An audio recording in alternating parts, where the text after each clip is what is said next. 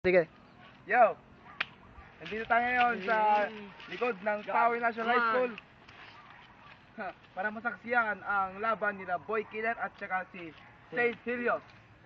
Minsan lang ito magaganap, kaya watch and learn. Sa aking kanang kamay, Boy Killer. Boy Killer, magingay!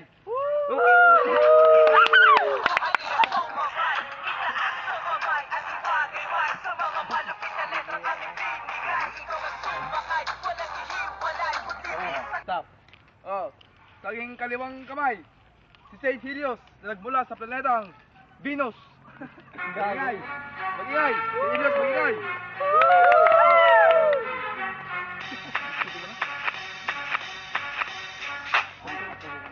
Kumita ka nyo dyan na eh. Panganduan dyan. Unang banat. Unang banat. Tuskoy.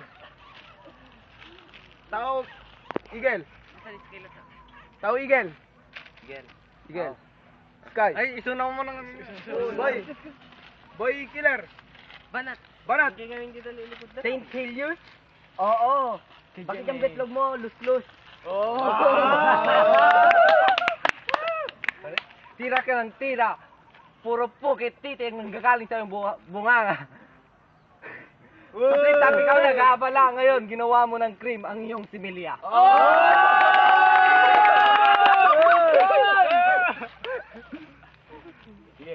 Huwag kang magmayabang at huwag kang magmagaling dahil huwag mong ipagkaila ang mga mata mo duling.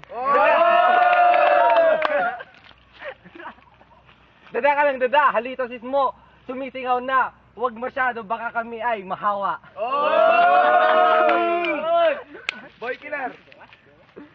Yang buhok mo, parang buhok ng mais. Paano? Amoy patis. Nagsalita ang manok, mag-ingat ka lang. Ang bagsak mo, doon sa cockpit!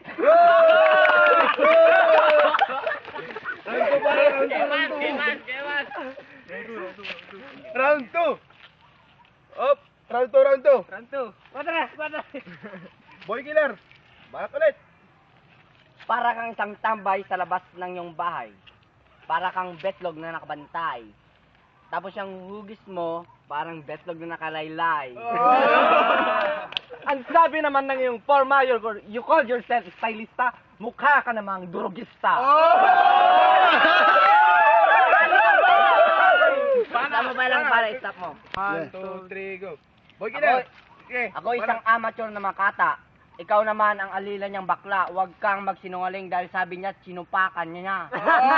Hoy, hippopotamus! Ikaw maghilamos! Ikaw ay feeling na feeling, mukha ka namang butanding! Kaya mo barista mo isa. Boy Killer.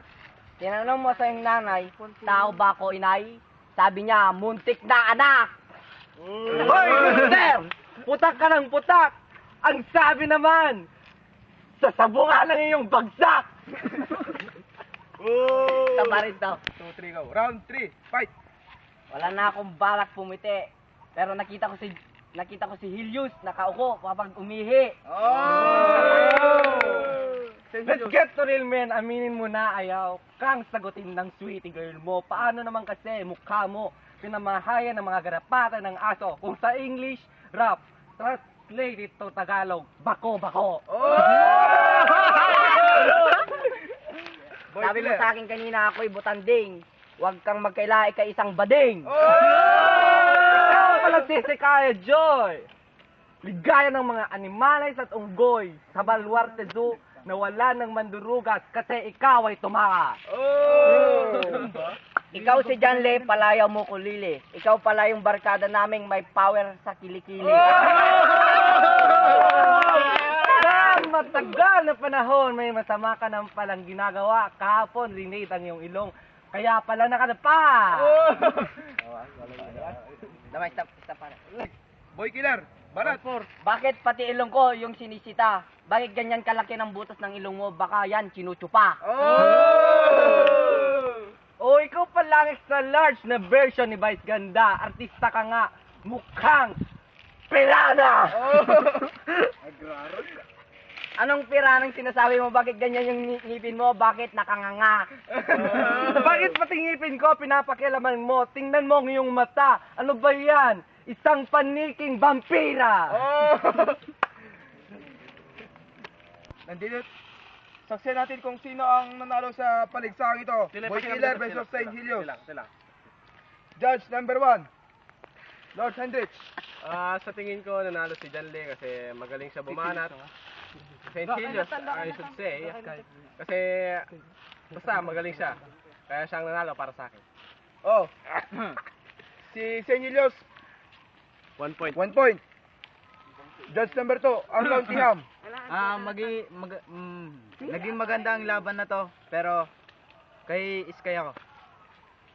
Ano? Kaya, Sip, 1 draw point sila. Kaya may part 2, abangan bukas. Draw. Come on, go.